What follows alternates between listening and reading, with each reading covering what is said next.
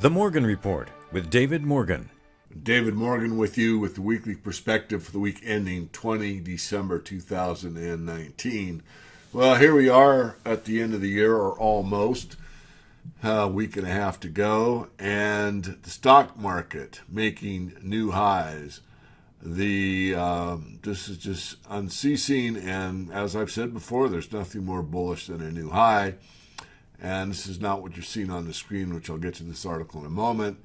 But the hotels are doing quite well. Hilton and Hyatt and Marriott all acting very strong. And of course, let me go to the article now, because the FedEx CEO says the stock market is very bullish, but the industrial economy does not reflect any growth at all worldwide.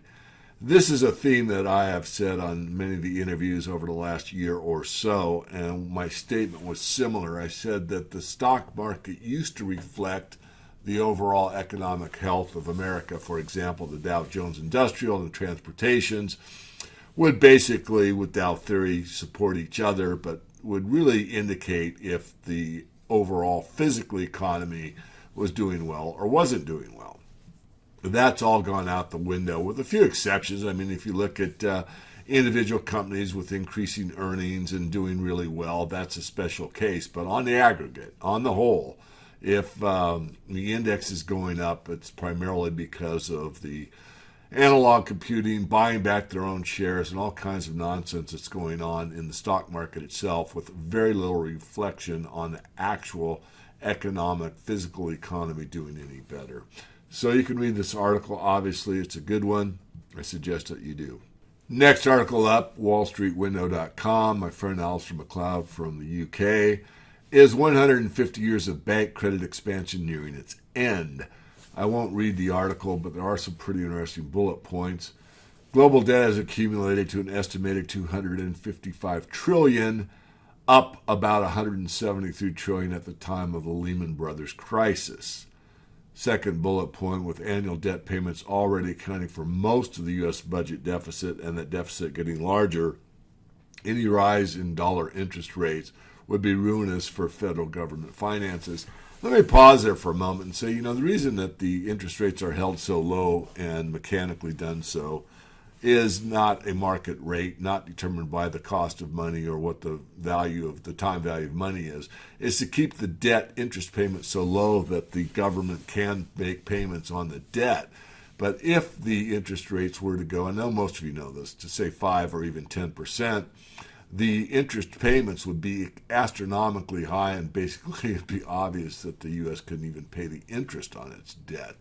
It's like your credit card payment. If you have a teaser loan of 2% or 3% or no interest rate for a year or whatever, that's pretty easy to deal with. But once that credit card loan rate increases to 10, 12, 18, whatever it is for you, obviously there's a huge increase in the amount of interest that you're paying.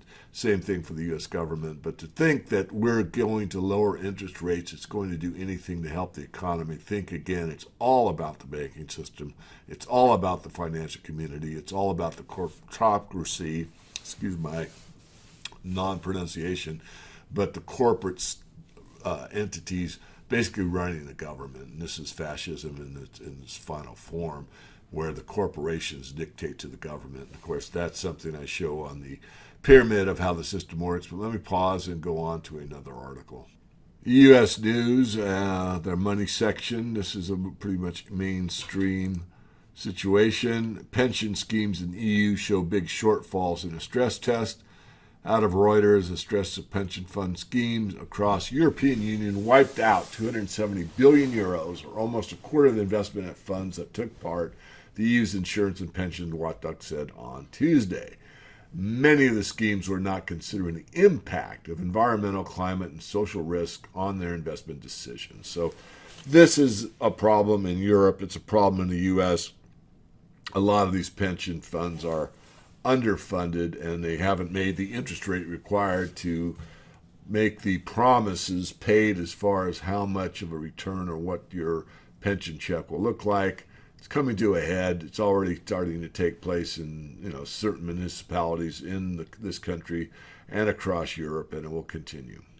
So we're at the end of the year, almost, as I said. I want to go over some of the prices on the metals for the end of the year. These will change over the next couple of weeks, but this will give you a general idea of what's taken place through this year. So aluminum is off about 6% for the year. Cobalt is down about 38% for the year.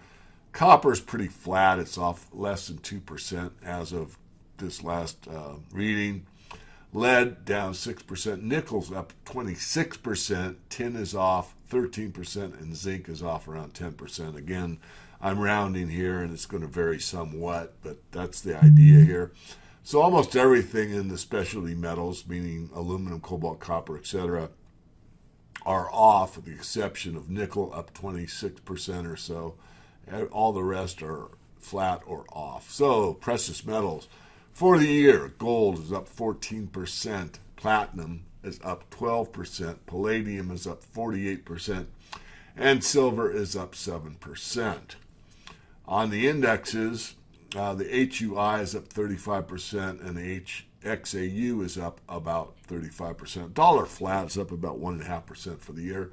So if you go to the gold market, it was up about 14%. The HUI was up basically 2.5 times as much as the metal itself. So I do get some feedback from people that, gold stocks don't do as well as the gold metal itself. Depends what you're in. If you're like the index of the XAU and the HUI are almost identical as far as how much you're up for the year.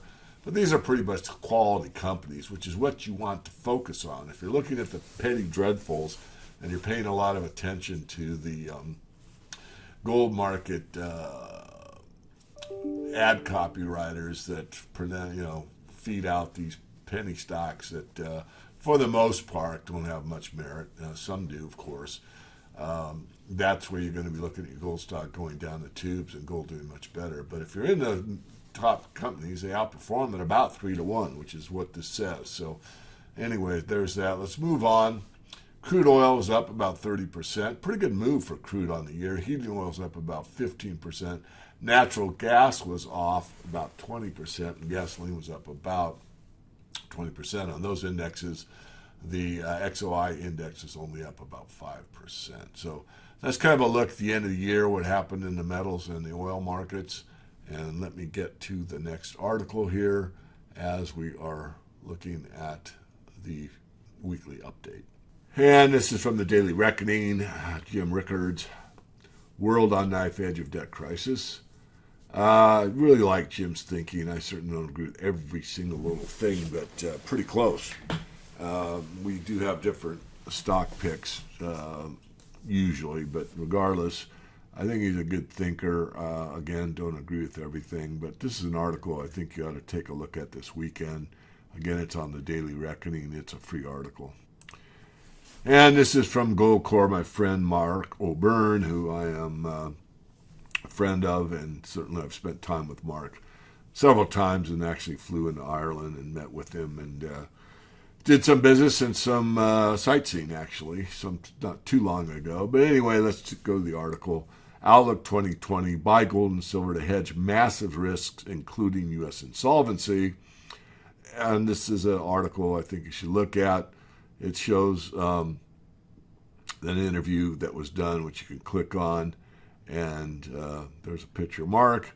Since I do these every Friday so that you can have a look and use some of your time to dive deeper, I would certainly recommend that you listen to this one.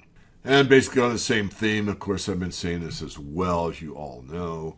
And this is from my friend Steve St. Angelo at SRS Rocco Report. The global debt ticking time bomb, the reason to own gold and silver. The global debt reached $250 trillion, which I just read a little bit ago on the other article. Excuse me, I'm getting over a cold. The U.S. economy isn't even a recession, and the Fed is acting as if it was 2008, 2009 all over again. And he's talking about, of course, how much funny money is pouring into the system and what good is it doing us, and the answer is very little. But there isn't much else that they can do because on a fiat system, you have to expand or die, or as Richard Russell used to say, inflate or die. In just 10 years from the crisis, the world added another 100 trillion. Again, that was also written on another article I went over just on this recent update. I love Steve's charts. He always does an excellent job. Ignore the mainstream and alt media, white noise, and focus on the energy.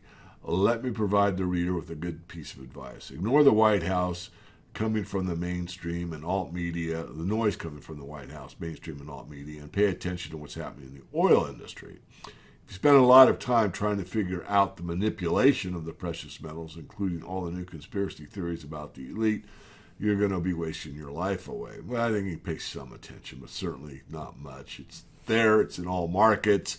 There's not much you can do about it. The markets still trade, and the price is the price regardless of how it got there.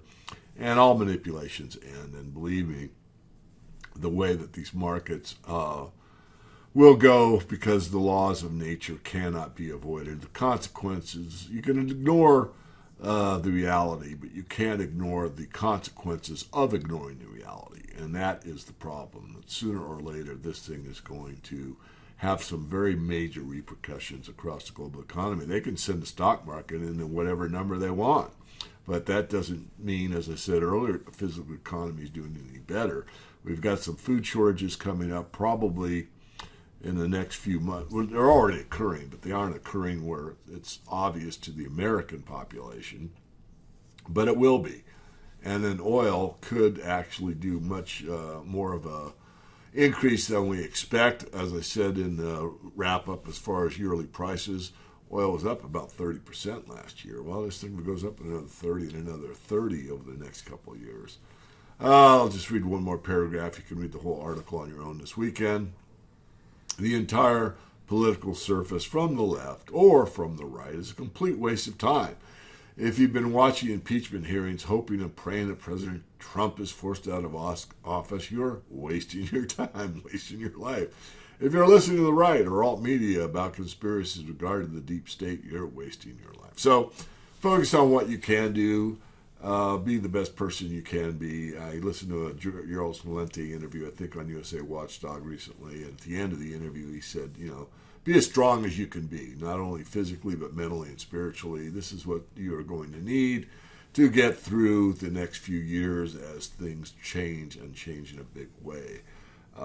It will probably be a stress test for us as humans, similar to the stress tests I talked about the EU on their pension plans.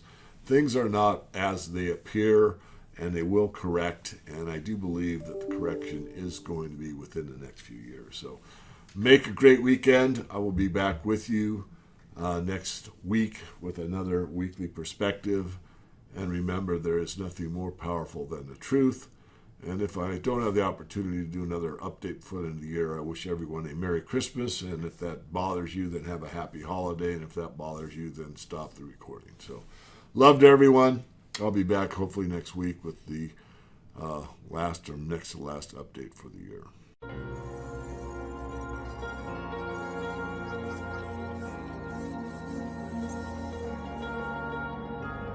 Hello, I'm David Morgan, publisher of The Morgan Report, and as some of you may already know, The Morgan Report is about money, metals, and mining.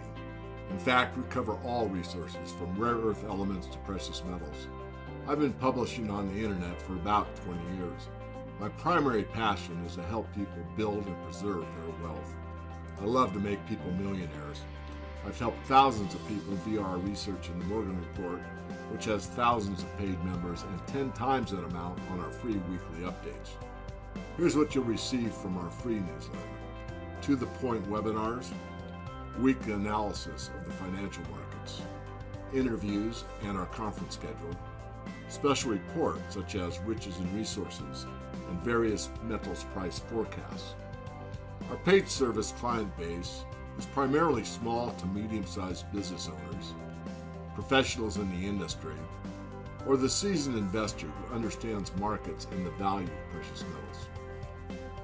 My area of expertise includes equity analysis throughout the resource sector, energy metals, base metals.